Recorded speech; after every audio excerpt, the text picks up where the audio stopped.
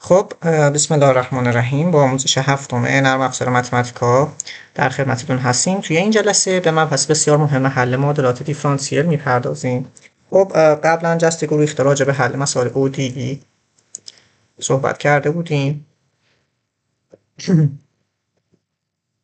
برای مثال مثلا اگر یک معادله دیفرانسیلی رو ما حل کنیم که خطی نباشه یا ضرایبش ثابت نباشه، در واقع به صورت توابع تحلیلی به ما جواب رو برمیگردونه. مثلا همچین معادله‌ای بر اساس تابع به سل J مسئله رو حل میکنه. یکی از مسائل هایی که ما حالا میتونیم حل کنیم راجع به ODE این مثال میتونه باشه. حالا من عکسش رو کپی پیست کردم. فرض کنید C مسیر رسم شده در شکل زیر از نقطه O 0 و 0 به نقطه A 3 و 3. در این صورت حاصل انتگرال 2xy دی x بلای z2 x2 بلای 1 دی y برابر کدام است؟ یعنی در واقع انتگرال روی این مسیر میخواد محاسبه کنه.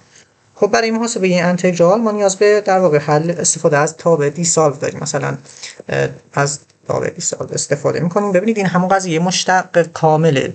این قسمتی که دی x داره در واقع روند f به روند x هست و اون قسمتی که روند y داره دی y داره در واقع روند f به روند y هست. بنابراین ما نیاز داریم به حل یک معادله دیفرانسیل، در واقع یک دستگاه معادله دیفرانسیل. برای مثال من مشتق اسکیپ مشتق جزئی تابع f نسبت به x رو f x و y هر f در واقع مساویه دو x y قرار میدم و با استفاده از کاما اسکیپ pd اسکیپ نسبت به y مشتقش رو حساب میکنم که مساویه در واقع x به توان 2 علاوه 1 هستش و متغیر مستقل رو هم مشخص میکنم که در واقع f x و y و در واقع این مجهولمونه، تابع مجهولمونه، متغیر مستقلمون هم که x و y هستش. من اینو اگر محاسبه کنم خب به من یک ارور برمیگردونه، میگه equation a list of در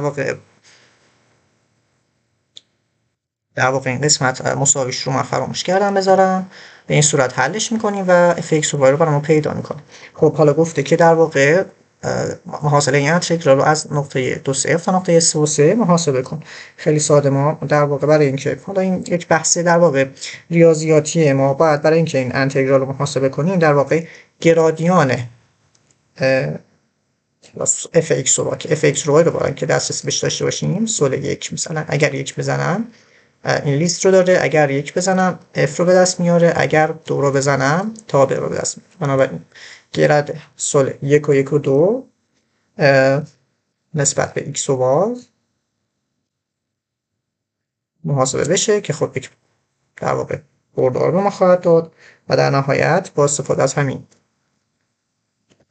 لولی که به دست آوردیم و با سابستیتوت کردن x به نقطه 0 و 3 و y به نقطه 0 و 3 یک مرتبه در واقع یعنی در واقع ما دو نقطه x و دو نقطه o که 0 و 0 باشه و a که 3 و 3 باشه رو به این صورت بهش دادیم و با استفاده از یک دیفرنس، حالا من دیفرنس رو میتونم در واقع به این صورت اینجا واردش کنم، درصد رو بزنم، 1 رو بزنم که یعنی لول 1 و دیفرنس رو اینجا اعمال کنم.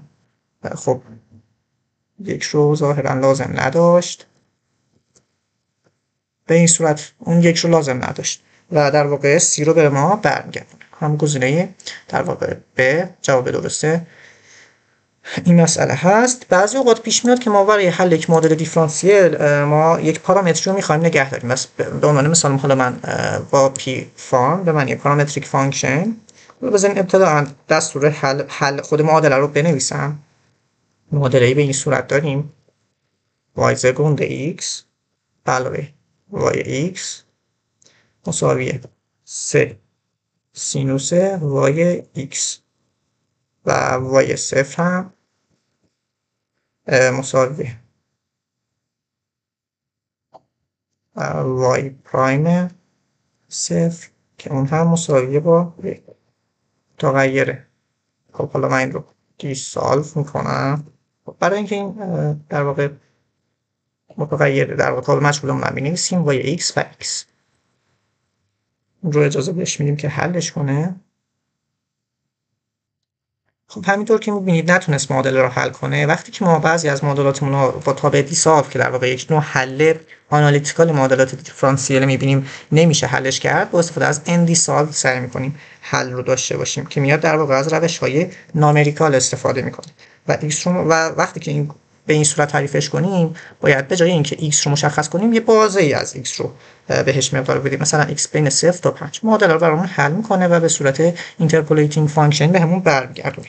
گاهی اوقات پیش میاد که ما میخوایم یک پارامتری از معادله دیفرانسیل رو مجهول بذاریم، مثلا یه a بذاریم a های مختلف میخوایم حل کنیم. در این صورت به جای تابع اندیسالو از تابع پارامتریک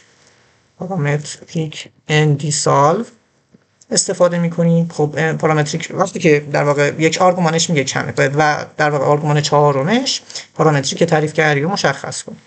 پارامتریک اندیسالو، حالا میتونیم اندیسالو ولیو رو بزنیم. ببینید وقتی که پارامتریک اندیسالو بزنید به صورت یک رول جواب رو به شما برمیگردونه. اگر ولیو رو بزنید فقط قسمت دوم رو به شما برمیگردونه و بعد این رو حالا توی یک مقداری ذخیره سازی میکنیم به اسم مثلا پی فان، این صورت مقداردهی میکنیم و بعد مثلا پی فان صفر رو مثلا به این صورت تابعش رو میبینیم و میتونیم حالا پلاتش کنیم. پلات پی فان صفر از در واقع x صفر تا 5. حالا مثلا پی فان صفر یعنی به ازای اولین مقدار پارامتر a مثلا پی فان 5 رو که بدم مقدار پنجمیش رو دست میاره و اگر بخوام همش رو داشته باشم با استفاده از تابع تیبل، با استفاده از تابع در واقع تیبل پی فان a t تا پی فان a در واقع تابع از t دیگه، بنابراین tش رو هم توی یک کلوچه دیگه وارد میکنیم و مثلا ما میخوایم a رو از مقدار منفی نیم تا نیم به صورت 500 تغییرش بدیم و به این صورت خب این توابعمونه. یه لیستی از توابع داریم. حالا به صورت در واقع پلات رو روی این اثر میکنیم، روی این اعمال میکنیم از تی در واقع از x. حالا تی زدیم فرق نداره 0 تا 5. خب نتونست حلش کنه برای اینکه در واقع بعض وقتا این مشکل پیش میاد. بعد یک بار تابع ایوالویت رو روی اون تیبل شما تیبلتون عمل کنید تا تابع رو رسم کنه. خب ایوالویت تیبل پی فان در واقع پی او تی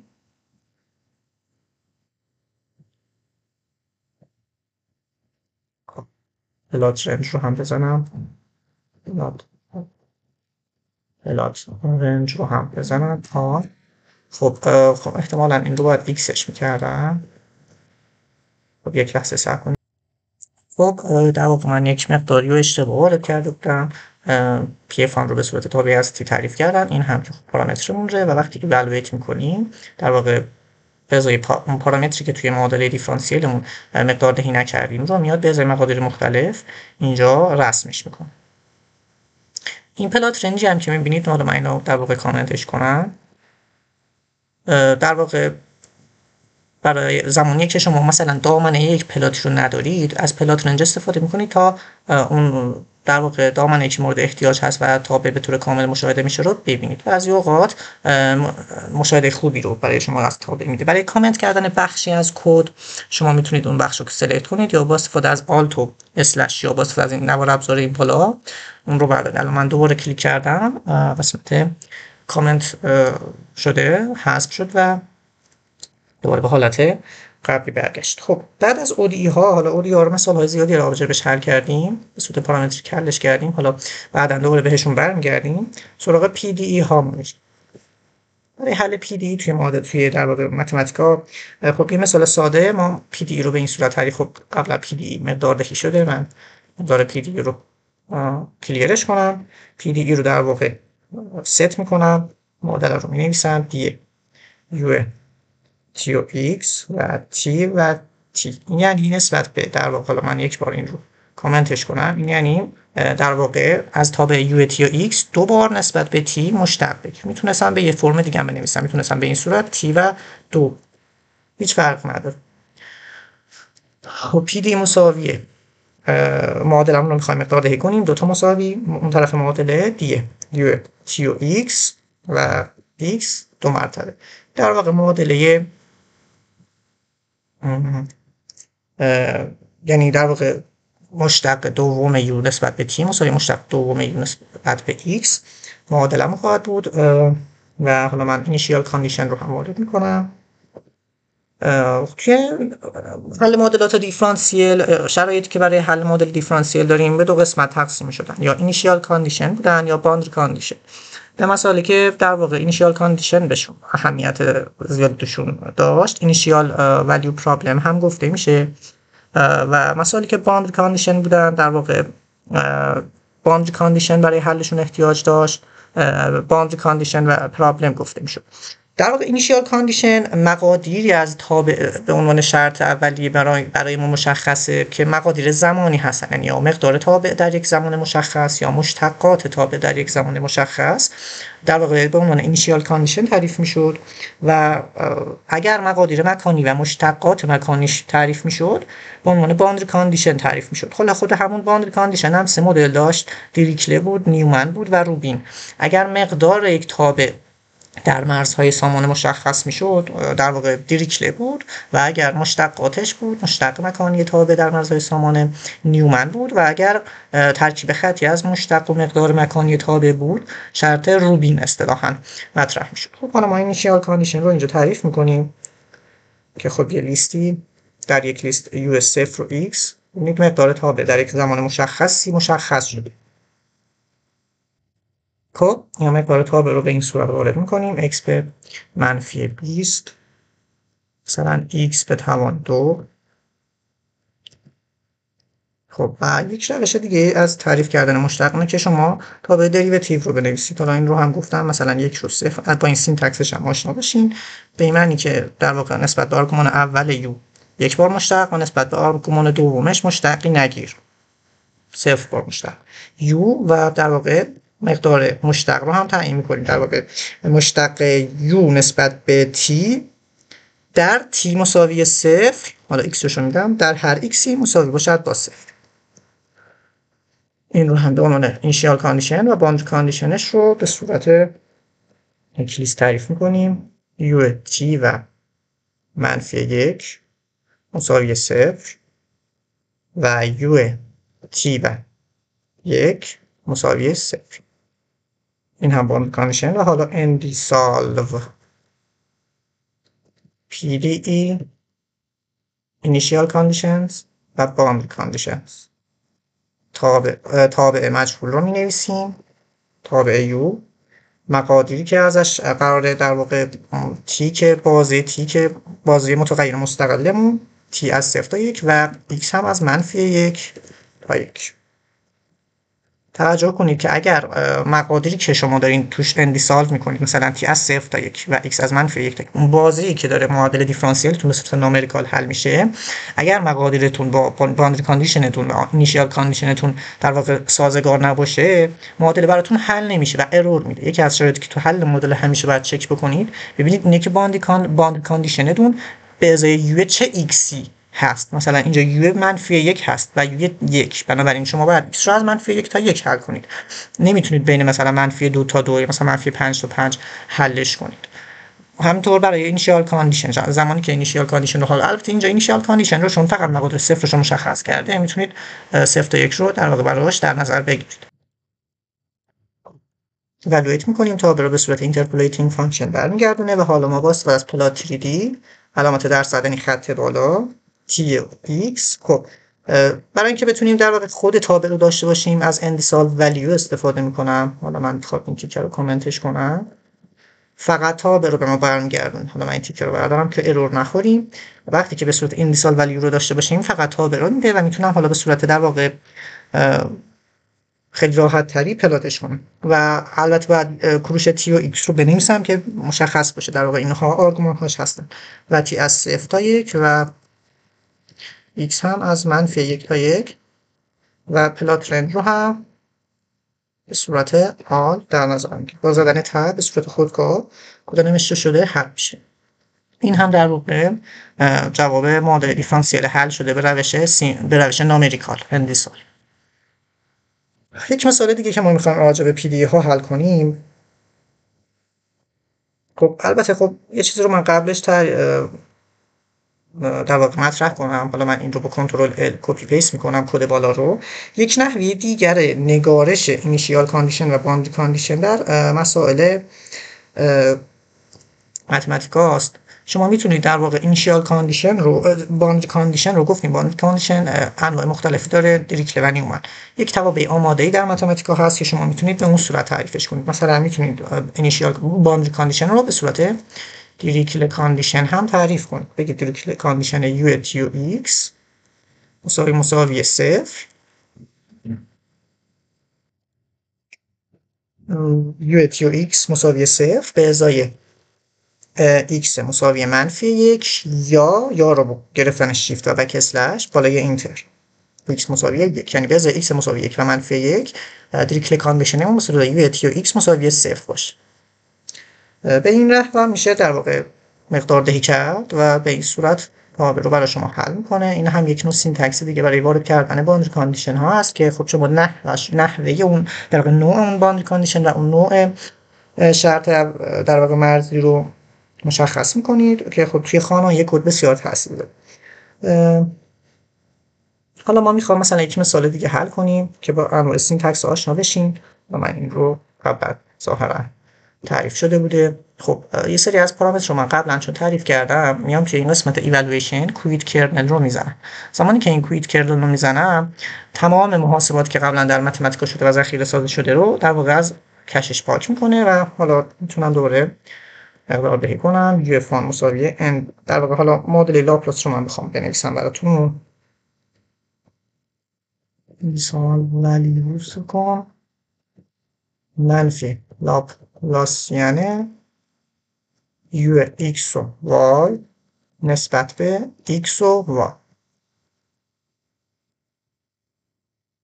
y مساوی 10 و u x و 0 مساوی 0 و u x و 1 مساوی در واقع 1 از این میاد بیرون و u در واقع مجهول ماست و متغیر مستقل بین بازه 0 تا 1 و متغیر y بین بازه 0 تا.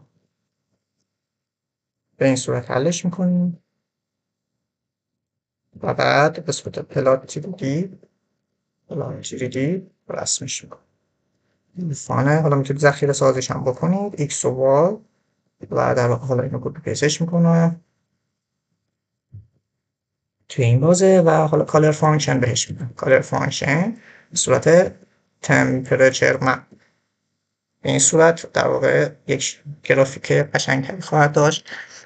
روش‌های مختلفی برای در واقع مثلا گرین پینک تونز هم میتونید بزنید. به این صورت در واقع نمایشش میده. تمپرچر مپش قشنگ‌تر در واقع بلو گرین یلو هم در واقع یک دیگر از کالر فانکشن های پر استفاده است که شما میتونید از هر کدومش که دوست داشتید بر حسب نیاز استفاده کنید.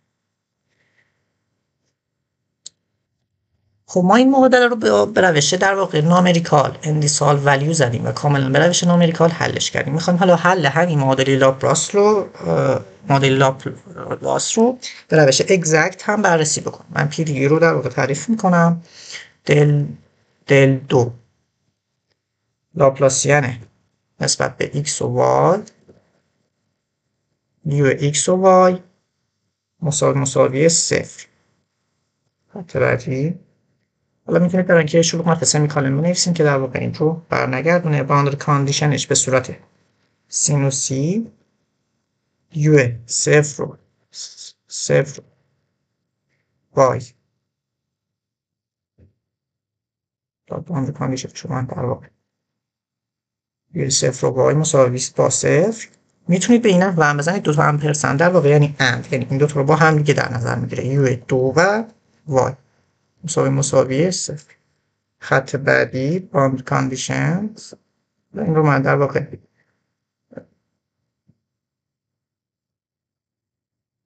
و من این رو در واقع سینوس ایکس می نویسم. سینوس ایکس و این رو هم در واقع سینوس. علتی که این کارو میکنم به این خاطره که مدلی که ما میده بر حسب سری هست که در واقع به صورت سری فوری به ما برمیگردونه و اینها شرایطی هستن، شرایط سینوسی و کوسینوسیش هستن که حالا من سینوسی x و سینوسی y هستش که حالا من حالا جوابشو که نشون داد بهتون توضیح میدم. x منهای 2x and u x و 1 مساوی 0. حالا این سمیکالن میخواد و سولوشن رو خیلی سازم میکنم که دی سالو. ببینید این دفعه از تابع دی سالو استفاده کردم در واقع به صورت کاملا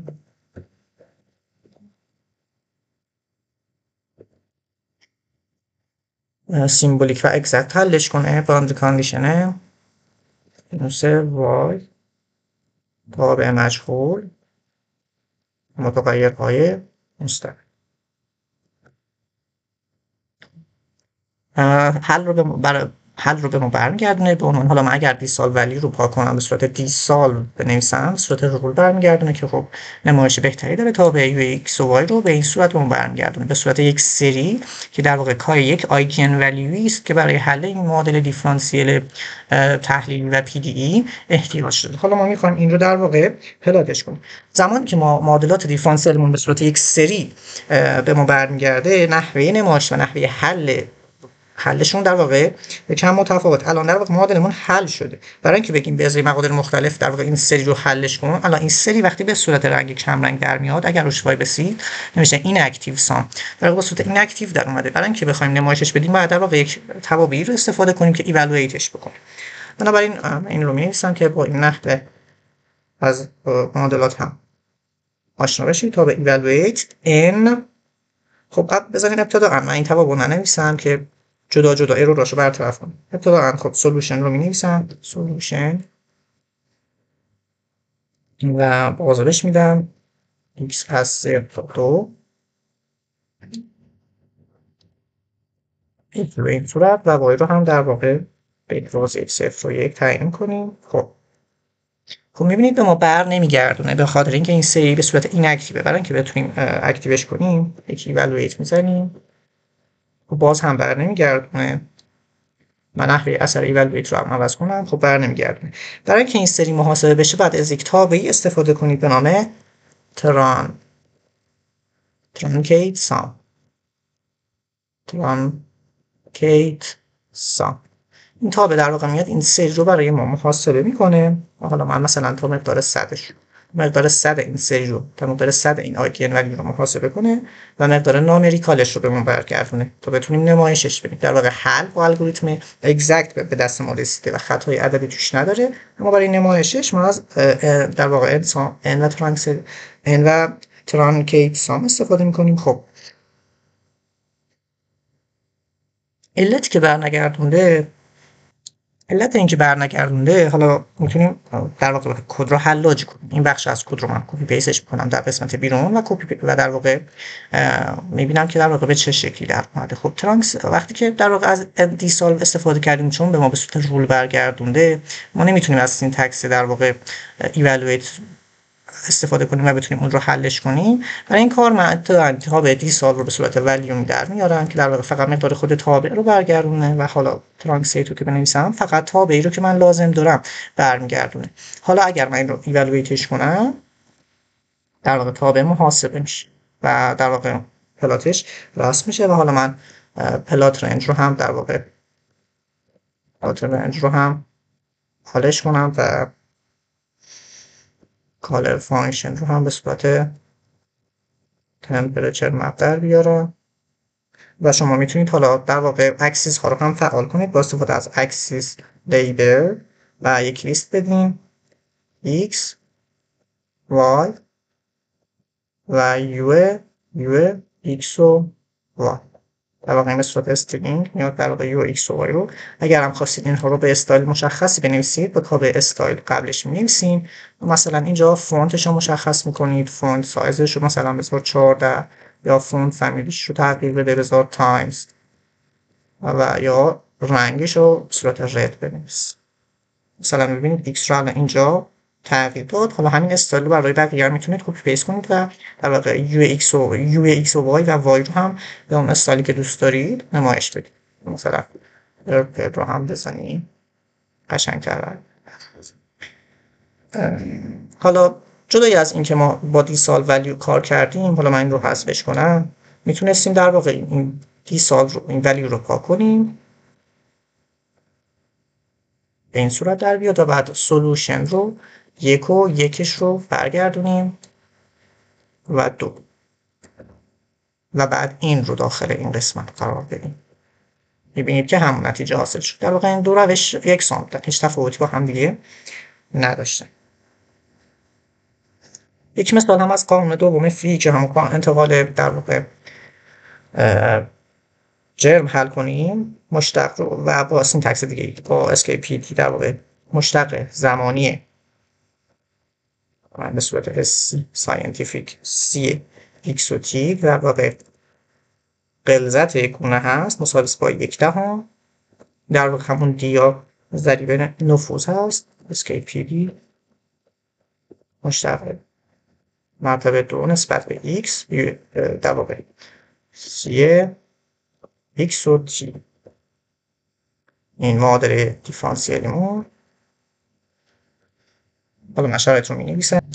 در اینجا من میخوام مثلا بگم که اینیشیال کاندیشنش رو به این صورت بنویسم که مقدار تابع یو در تی مساوی 0 توی یک بازه مشخص بشه با اسکیپ پی دبلیو اسکیپ و کنترل و کاما. میتونم در واقع به صورت پیس وایز تعریفش کنم. در واقع میگم مقدار یو ایکس و 0.5 باشه به ازای ایکس بین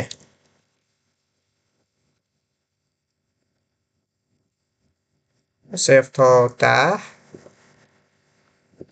و مقدار 0 باشه به ازای مقدار ایکس بین 10 تا 20.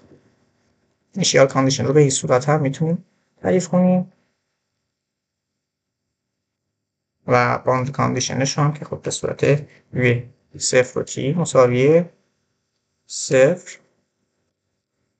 و خب من تابع رو در واقع اشتباه نوشته بودم، اشتباه نوشتم که خب اصلاحش کردم به صورت سی در آوردم. خب بعضی اوقات هم پیش میاد که این مقادیر پی دی ای اینیشیال کاندیشن و باند کاندیشن مقدار دهی میشن. برای اینکه بخوایم مقادیر از هم مستقل باشن میتونید اینها رو در واقع توی سلول های مختلفی قرار بدین. مثلا اینو من سلول 1 قرار میدم، این رو سلول 2 قرار میدم و این رو سلول 3 قرار میدم، سلول 3 قرار میدم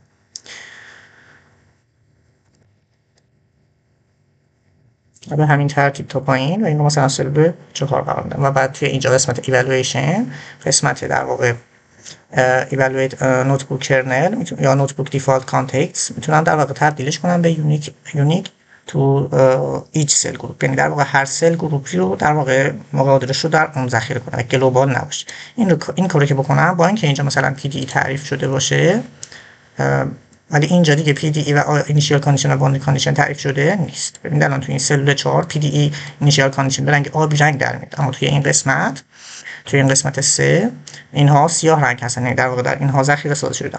این کاری که کردیم برای زمانی که شما بخواید از یک متغیر در چندین جایی از نوتبوکتون استفاده کنید که میتونید در واقع سلول کنید و بگید از قسمت ایوالویشن در واقع نوتبوک دیفالت کانتکست در واقع محاسبات رو منحصر کنید به همون سل گروپی که داخلش هست. خب من توابع رو نوشتم. حالا من در واقع این پلاتش هم پاکش کنم به این صورت جواب اون حل قانون فیک رو به ما نشون میده. پلات بیلیش رو هم انجام بدیم. سول 2 1 و 2 این در واقع لول رو میتونید قبلش خودتون چک کنید. حالا من چون چک کرده بودم بین 0 و 20 و تی رو هم از 0 تا مثلا 1000 و اکسس لیبل رو مثلا ما اتوماتیکش کنیم و پلات رنج رو هم کار کنیم. به این صورت در واقع همونطور که میبینید انتقال جرم بین دو فاز رو به درستی نمایش داده و در واقع در زمان بسیار زیاد، در زمان مثلا تی مساوی 1000 در واقع انتقال جرم در واقع اون مقداری که از قسمت بالک، از قسمت که جرم بیشتری داریم به جرم کمتر نفوذ پیدا میکنه و با هم برابر میشه. و در واقع تعبیر فیزیکیش هم کاملا درست هستش. حالا شما میتونید در واقع بیان این تی که این محدوده‌ای که اینجا هست رو این رو حالا من بردارم به عنوان مثلا این رو تی بزرگ بذارید و در واقع این تی رو اینجا ست کنید مثلا تا 3000. این کار رو هم میتونید بکنید و هیچ مشکلی به وجود نمیاد. حالا 3000 رو بکنید 1000 و میتونید منیپولیتش بکنید. خب این رو هم احتیاج نداریم. خب یک مثال دیگه که ما الان تو این قسمت بهش میپردازیم در واقع معادله موج ما پی دی رو به این صورت تعریف میکنیم.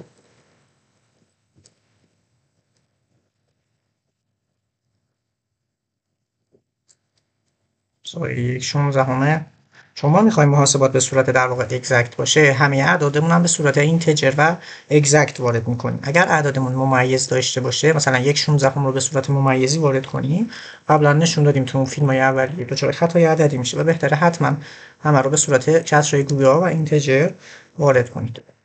یا با استفاده از تابع رشنالاز اونها رو به صورت گویا در بیارید و بعد استفاده کنید. مثلا فرض کنید همچین معادله‌ای ما بر حسب برای یو ایکس رو چی داریم اینیشیال کاندیشنمون. حالا من اینیشیال کاندیشن ها رو یو ایکس و صفر، مقدار تابع در تی صفر مشخص شده ایکس در یک منهای ایکس، یک تابع مقدارش به صورت یک تابع، دو تا امپرسند گفتیم به معنی و اشتراکه. خب ما میخوایم مشتق رو مقدار دهی کنیم. برای اینکه حالا مثلا تفاوتش رو آشنا بشید، ببینید اگر شما بنویسید روند مثلا روند ایکس اف ایکس و مشتقش رو حساب کنه، اگر بنویسید روند اف ایکس روند در واقع روند ایکس اف صفر، این چیزی که محاسبه به شما برمیگردونه در واقع صفره. حالا حتی اگر اف ایکس رو هم تعریف کنید مساوی آندرسکور بذارم مساوی ایکس به توان 2، باز هم به شما صفر برمیگردونه. حالا مثلا ایکس به علاوه مثلا 5، در حالی که اگر حالا در واقع حالا من این رو یک 5 سینوس ایکس بنویسم که در واقع مشتقش در مقدار صفر نباشه، برای اینکه بتونید مقدار مشتق رو در نقطه صفر داشته باشید نباید بنویسید روند ایکس اف صفر، بعد بنویسید روند ایکس اف ایکس و بعد در واقع سابستیتوت کنید ایکس رو به سمت صفر. یعنی زمانی که بخواید مشتق مقدار f(x) رو در صفر حساب کنید به این صورت بدید. اگر به این صورت بدید ابتداً میاد f(0) رو محاسبه میکنه. خب f(0) رو میذاره داخل این صفر میشه و به شما صفر رو برمیگرده. اما اگر بیاین ابتداً در واقع روند x f(x) بنویسید و x رو سابستیتوت کنید به صفر، در واقع مقدار مشتق رو در نقطه صفر خواهید داشت. توی اینیشیال کاندیشن نوشتن پی دی ها هم باید به این مسئله دقت بکنید نسبت به t u x و t و حالا سابستیتوت میکنیم تی رو. علت اینکه گذاشتم تو پرانتز به این خاطر که میخوام که یک معادله بنویسم در واقع اینو و اگر پرانتز نذارم دچار ارور میشه. x در یک منهای x هم مقدارش برابر با این تابع و هم در واقع مشتقش.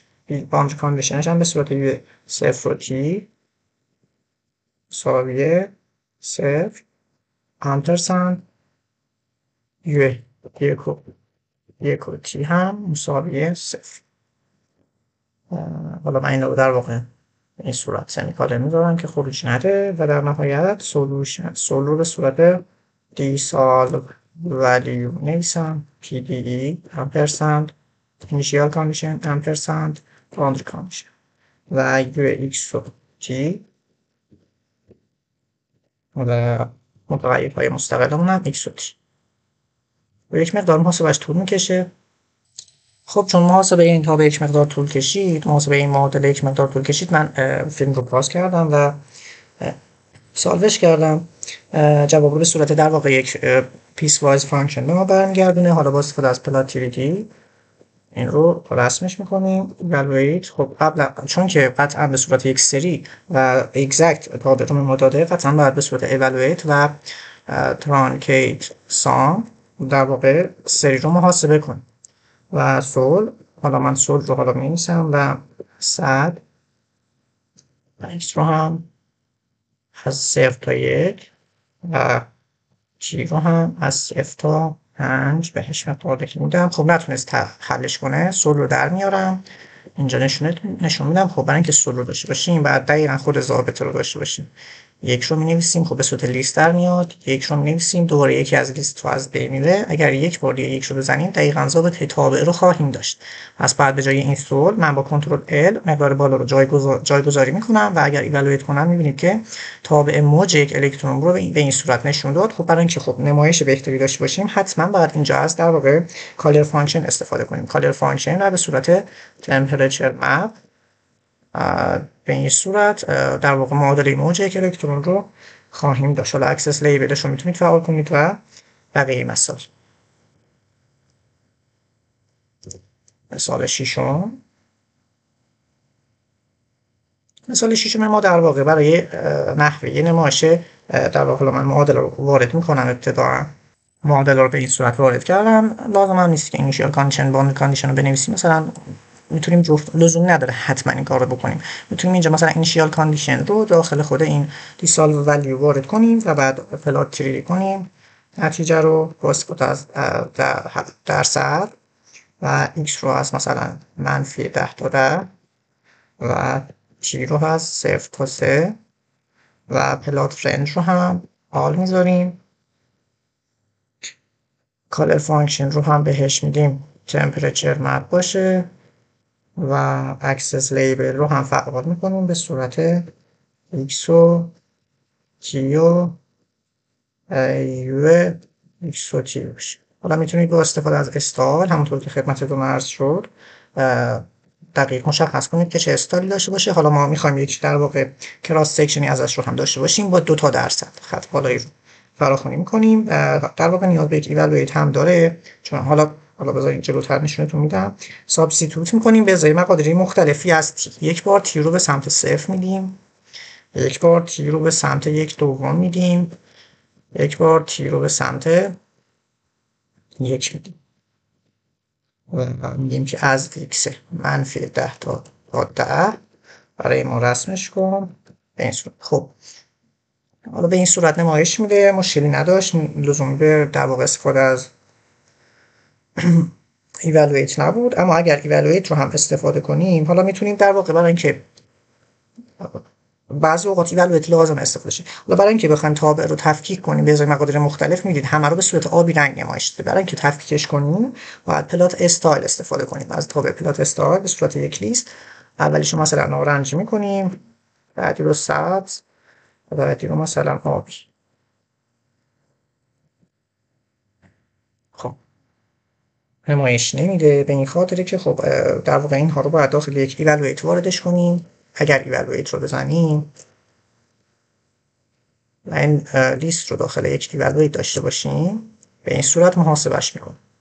حالا متوجه شدیم ایوالویت بعضی اوقات لازم است برای استفاده کردن فراخوانی توابعی که در واقع هولد میشن و توی لول های مختلف هستن و میخوان ایوالویت بشن، گاهی اوقات لازمه که حتما ایوالویت رو استفاده کنیم. و اگر هم بخوایم حالا یک پلات لجندی داشته باشیم، من پاکش کنم، میتونیم در واقع اینجا پلات لیبل رو بزنیم برای اینکه ببینیم هر تابع برای چه در واقع مقداریه و اینها رو به ترتیب در واقع اینها به ترتیب برای به ترتیبی که توی داخل اینجا نوشته شده مقدار دهی شده و همین مقدار هم به همین ترتیب هم باید تو اینجا به صورت استرینگ مقدار دهی بشه. به ازای تی مساوی 0، به ازای تی مساوی 1 مساوی 1/2، به ازای تی مساوی 1. این جواب معادله دیفرانسیلمون به صورت 3D و این هم خب کراس سکشنی از اونه که میتونید حالا اینجا داشته باشید. خب پلات لیبلز رو باید در واقع پلات لیبل ببینید. پلات لیبل یک پلات لیبل داریم، یک پلات لیبلز. پلات لیبل در واقع برای پلات میاد یک تکست رو وارد میکنه و اگر پلات لیبلز بزنید برای توابعی که در پلاتتون هست میاد در واقع لیبل میچینه. تفاوت پلات لیبل و پلات لیبلز رو هم اینجا توی این ارور خوندیم. حالا ما میخوایم ببینید برای حل معادلات دیفرانسیل از معادلات دیفرانسیلی که در واقع چند جزئی هستن و پی دی هستن، پارشیال دیفرنشیال هستن. ما خب 4 تا مدلش رو بررسی کردیم که همه این مدل ها هم در واقع تبدیل پی دی به او دی و سپس حل او دی هستن. البته توی نرم افزار متمتیک مستقیما حل میشه و زیاد به الگوریتم کاری نداره. اما اگر بخواهید از یک روش به خصوص حل کنید، میتونیم اینجا پیاده سازی کنیم. و روش‌هایی که بود، روش تغییر متغیر هست، روش ترکیب متغیر هست، کامبینیشن اف وریبل، روش در واقع لاپلاس ترانسفورم و فوریر ترانسفورم هم هست. تو دو روش اول که خب بررسیشون نمی‌کنیم، کامبینیشن اف وریبل و سپریشن اف وریبل که در واقع میاد جداسازی متغیرها و ترکیب متغیرها، در واقع با استفاده از این دو تا متد میاد پی دی رو تبدیل به او دی میکنه و حل میکنه. اون دو روش دوم رو ما بیشتر مد نظرمون هست که لاپلاس ترانسفورم باشه که در واقع از معادله پی دی ایمون لاپلاس میگیره و از حوزه زمان به حوزه فرکانس تغییر بعد میده و توی اون حوزه در واقع معادله پی دی رو حل میکنه. پی دی تبدیل میشه به او دی و او دی رو حل میکنه، جواب او دی رو با اینورس لاپلاس برمیگردونه. فوریر هم همینطور. فوریر در واقع دیگه حوزه زمان نیست، برای حالت جنرال تره. حالا ما چند تا مثال از این حوزه میخوایم حل کنیم.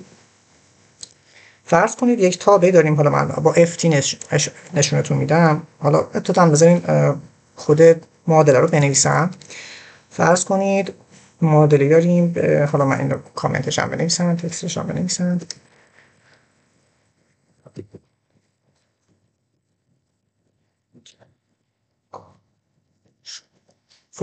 فوریر ترانسفورم این هیت باشه. پی دی رو به این صورت وارد میکنیم. فرض کنید مشتق زمانی یو ایکس و جی که در واقع این همون پروفایل دمامون باشه، نرخ اکیومولیشنمون باشه مساوی باشه با 1/10، این هم حالا ضریب کانداکشنمون باشه. میخوایم پی دی کانداکشن رو حل کنیم. این هم در واقع گرادیان، حالا به صورت ایکس و 2 گرادیان چی نسبت به ایکس باشه. حالا ما اینا رو به صورت یو ایکس و تی نشون میدیم.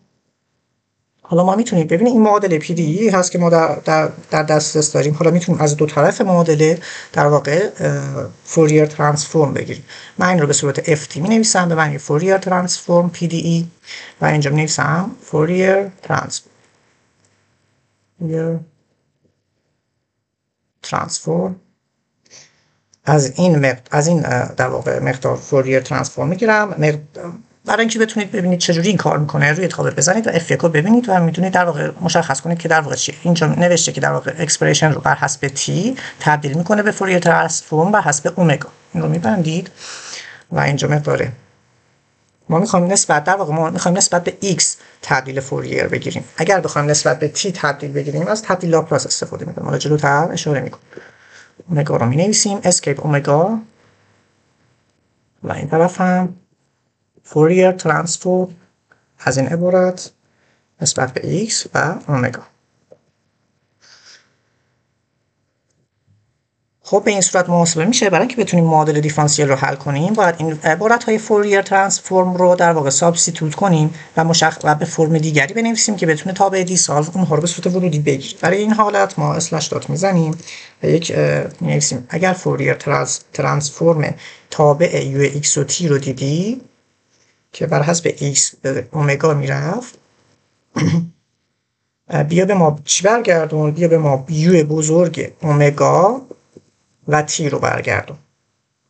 همچنین اگر فوریر ترانسفورم یو، حالا در واقع این مشتقش رو باید بنویسم و حالا مقدار مشتق رو میخوایم حساب کنیم و اگر فوریر ترانسفورم حالا میخوایم مقدار مشتق یو رو داشته باشیم، ابتداً معلومه که مشتق نسبت به چیه یو ایکس رو چی میگیرم. خب و بعد این تابع رو به این صورت کپی پیستش میکنم داخل اینجا و به جای یک در واقع مینویسم دی تی آندرسکور، به این معنی که یو اگر نسبت به x مشتق صفر بود و نسبت به t یک مشتقی داشت، شما بیا و یو ایکس و تی مشتق آرگومان دومش رو داشت و نسبت به x و اومگا تبدیل فوریه داشت روش عمل میشد، شما بیا به ما برگرد. چی رو برگردون؟ دو نقطه و علامت بزرگتر رو اگر بزنید از این اپریشن استفاده میکنه. بیا و شما مشتق با کنترل و منها میتونید برید توی اندیس قسمت مشتق. تی و دی تی و یو بزرگ اومگا و تی رو به ما برگردون. این رو ایوالویتش میکنیم که خب این در واقع خاصیت فوریر ترانسفورمه که نسبت به در واقع تی مشتق گرفته شده باشه، به این صورت تبدیل فوریرش به این صورت در میاد. حالا ما میتونیم اینیشیال کاندیشنمون رو به همین صورت تبدیل فوریرش رو بنویسیم. فوریر ترانسفورم اینیشیال کاندیشنه باشد حالا فوریر ترانسفورم یو ایکس و صفر و ایکس و اومگا مساویه فوریر ترانسفورم سینوس، فرض کنید این جزء اینیشیال کاندیشن همونه، سینوس ایکس و ایکس رو برگردونه به اومگا و سابستیتوت میکنیم. اگر فوریر ترانسفورم یو ایکس و تی صفر رو دیدی، آندرسکور یعنی هر یو تی صفری به جای هر آرگومان دومی فوریر ترانسفورم داشتی، بیا این رو به صورت در واقع به این شکل به من برگردون. یه بزرگ ایکس و اومگا و چون داره در واقع تبدیل فوریر در واقع مدل دیفرانسیلمون رو تابعیت مکانش رو تبدیل میکنه به اومگا و تبدیل لاپلاس تابعیت زمان رو تبدیل میکنه به فرکانس و اسم. خب به این صورت تبدیل فوریرش رو برمیگردونیم. این اینیشیال کاندیشنمون دلتا دیراک به صورت تابع دلتا دیراک برمیگردونه و حالا سولوشن ODE چون تابعمون در واقع تبدیل فوریر روش اثر شده PD تبدیل شده به ODE و اگر از ODE در واقع تبدیل فوریر یا تبدیل لاپلاس بگیرید ODE تبدیل میشه به یک مدل جبری، یعنی در واقع یک مرتبه هر دفعه کاهش بدن. دیسالو ولیو FT PDE یعنی فوریر ترانسفورم PDE و FT اینیشیال کاندیشن فوریر ترانسفورم اینیشیال کاندیشن تابع مجهول یو اومگا این دفعه یو اومگا و تی و مقادیر مستقلمون اومگا و تی هستن. خب مدل رو به این صورت میتونه حل کنه. حالا دیسال ولیو هم نزنید، به این صورت نمایش میده، به صورت رول بهتون نمایش میده یو اومگا و تی به این صورت در میاد. حالا ما میتونیم در واقع یک کاری بکنیم برای اینکه ببینیم درست حل شده یا نه. حالا من اینو پاکش کنم. میتونید یک بار انتگرال تبدیل فوریه معکوس رو محاسبه کنید و یک بار خودتون در واقع حالا اینورس بگیرید. حالا من اینورس فوریر ترانسفورم سولوشن ODE رو به این صورت می نویسم. اینورس فوریر ترانسفورم سولوشن ODE و اومگا رو بگیر و ببر به x. خب علت اینکه نتونست این کارو بکنه در واقع، حالا من این دیسال ولی بزنم که نمایش بهتری داشته باشه، فقط تابع رو بهمون نشون بده به این صورت.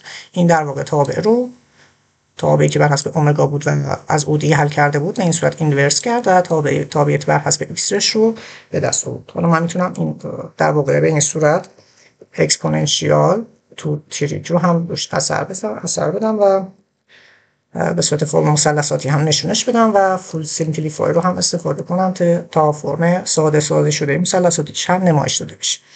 حالا میتونیم یه چکی بکنیم. فرمول انتگرال فوریر رو اگر شما مشاهده بکنید، یک بر رادیکال 2p تبدیل معکوسش ضرب در دینتیتی اسکیپ دینتیتی از منفی نهایت، منفی رو باید بیرون بذارم، منفی اینفینیتی تا اینفینیتی سولوشن ODE ضرب در ای به توان منفی اسکیپ آی که در واقع عدد مهمی باشه، یک اسپیس میزنم اومگا، یک اسپیس میزنم x و دیگه اومگا. و اگر این در واقع فرمول انتگرال تبدیل فوریه وارون رو هم محاسبه کنید، میبینید که نتیجه همون اینورس فوریر ترانسفورم شد که به صورت تابع آماده در متماتیکا وجود داشت. به این صورت هم میتونید شما در واقع این رو جوابش رو چک بکنید.